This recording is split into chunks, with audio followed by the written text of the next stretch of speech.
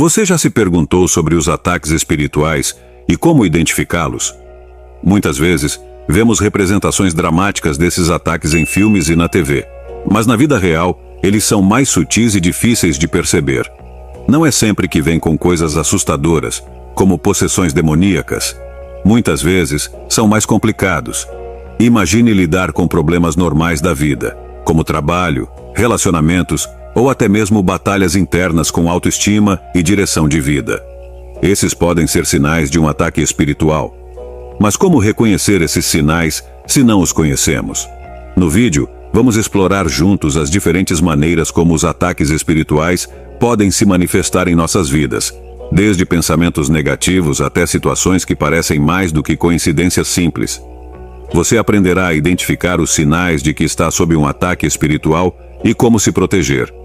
Venha conosco nessa jornada de descoberta enquanto desvendamos os mistérios dos ataques espirituais e descobrimos como nos proteger, tanto a nós mesmos quanto aos nossos entes queridos, das artimanhas do inimigo. Agora, quero alertá-lo sobre alguns dos sinais a serem observados quando você está sob um ataque espiritual. Se conhecer os sinais, pode detectar os ataques e combatê-los. Para começar, deixe-me dizer que um sinal de que você poderia estar sob um ataque espiritual é se o inimigo vem em sua direção como um dilúvio. Em outras palavras, você enfrenta problema após problema, uma coisa após a outra, quando parece que você não pode ter um respiro. Conheci pessoas que passaram por coisas como a perda de emprego, a morte de um familiar, outro familiar próximo adoecendo, e em seguida sofrendo um acidente de carro, tudo em um curto espaço de tempo, uma coisa após a outra. Parece que não há descanso. Como diz o velho ditado, quando chove, parece que tudo se desencadeia. Esses ataques são projetados para te afogar, sufocar tua fé e deixá-lo em dúvida. São projetados para desanimá-lo. Mas a chave para reconhecer isso como um ataque espiritual é qual é a sua resposta a isso. O objetivo desse tipo de ataque é mantê-lo ocupado com o problema, não com a solução que é Jesus. É projetado para manter seus olhos longe de Jesus. Se parece que as comportas do inferno se abriram à sua porta, esses ataques são projetados para te afogar, sufocar sua fé e deixá-lo em dúvida. Estão projetados para desanimá-lo, mas a chave para superar isso é nunca desviar o olhar de Jesus. Lembre-se da história de Pedro andando sobre a água. Os discípulos estavam no meio de uma forte tempestade no mar da Galileia, mas de repente vem Jesus caminhando em direção a eles. Quando Pedro o vê, pede para se juntar a ele, e Jesus aceita. Pedro anda sobre a água, e tudo está indo bem por um tempo. De repente as ondas começam a subir, e Pedro desvia o olhar de Jesus, distrai-se e começa a afundar. As ondas, os outros discípulos nos barcos, talvez o próprio orgulho de Pedro, todos serviram como distrações do único foco que Pedro deveria ter tido: manter seus olhos em Jesus. O mesmo vale para nós. Devemos manter nossos olhos em Jesus, não em todas as coisas ao nosso redor. Se tivermos esse foco singular, podemos nos defender contra esse ataque espiritual específico. Então lembre-se, se sentir que está afundando sob uma onda de ataques, mantenha seus olhos em Jesus. Se sentir que está se afogando, mantenha seus olhos em Jesus.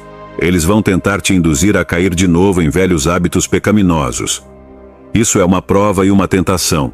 Mas as preocupações deste mundo e as riquezas enganosas sufocam a palavra. Devemos nos defender contra esse ataque sendo vigilantes sobre nossa companhia e permanecendo conectados a uma comunidade divina. Então, cuidado com quem está em seu círculo íntimo. Cuidado com a companhia que você mantém. Algumas pessoas vão te impulsionar para a frente, certamente. Mas algumas pessoas vêm apenas para retroceder, e precisamos ser sábios quando se trata de quem nos rodeia. Outro claro sinal de um ataque espiritual é se encontrar sendo isolado ou afastado de relações divinas. Isso é uma armadilha do inimigo para tentar isolá-lo e deixá-lo fraco e vulnerável. O inimigo sabe que somos mais fortes juntos. O inimigo sabe que a Bíblia diz em Mateus 18:20, porque onde estão 2 ou 3 reunidos em meu nome, aí estou eu no meio deles. Não fomos projetados para passar pela vida cristã ou pela vida em geral sozinhos. Precisamos uns dos outros para sobreviver e prosperar. Precisamos uns dos outros como crentes em Cristo para nos encorajar. Se Ele pode nos isolar, pode ganhar mais controle sobre nós.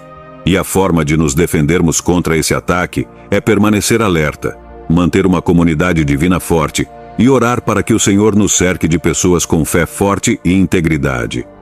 O último sinal de um ataque espiritual é que a oração se tornará mais difícil do que o normal.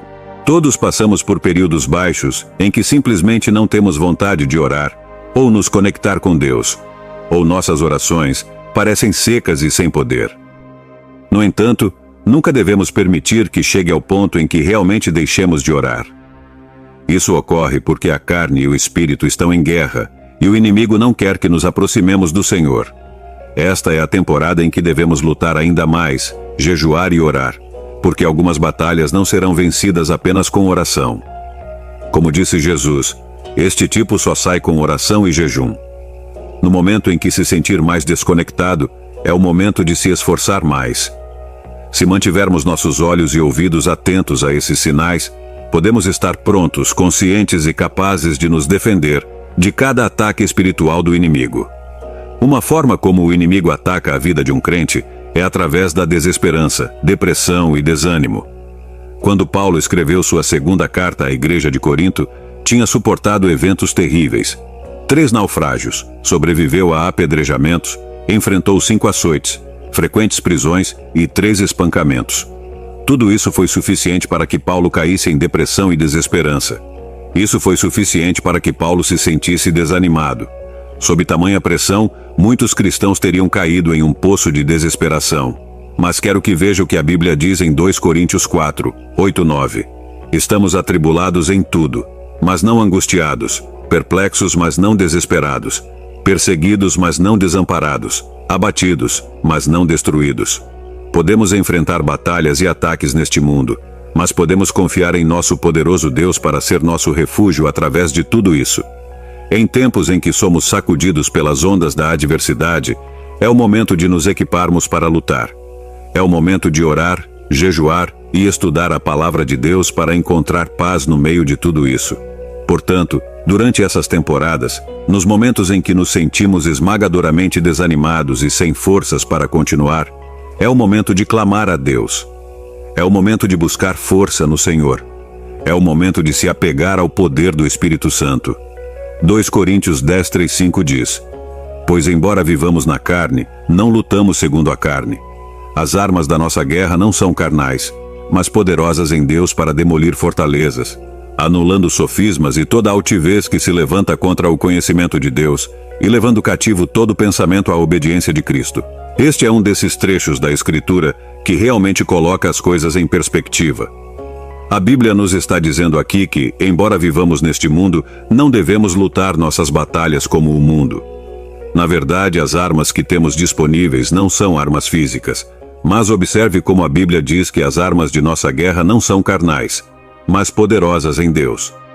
As armas às quais podemos acessar como filhos de Deus têm poder divino. São armas diferentes de tudo neste mundo, porque são armas celestiais. E quando mencionamos a palavra armas, as pessoas costumam pensar nas armas físicas deste mundo, como um bastão ou uma arma de fogo. No entanto, a Bíblia diz em Hebreus 4:12 que a palavra de Deus é viva e poderosa, mais afiada do que qualquer espada de 2 gumes. Penetra até o ponto de dividir alma e espírito, juntas e medulas, e julga os pensamentos e intenções do coração. A palavra de Deus é uma das armas que temos como filhos de Deus. É uma arma poderosa e mais afiada do que qualquer espada de 2 gumes. A palavra de Deus é uma arma que você pode usar contra o inimigo. É uma arma eficaz contra ele. Então, o que a Bíblia quer dizer quando diz que, embora andemos na carne, não lutamos segundo a carne? Como crentes, não estamos lutando contra pessoas. Não estamos apenas lutando contra circunstâncias. Não estamos lutando contra o espírito por trás da pessoa ou por trás da situação. Porque não lutamos contra carne e sangue, mas contra principados, contra potestades, contra os governadores das trevas deste século, contra as hostes espirituais da maldade nas regiões celestiais. Isso é o que a Bíblia diz em Efésios 6:12. Então aqui está o que encorajo você a fazer hoje. Ore pela vitória em todas as áreas de sua vida.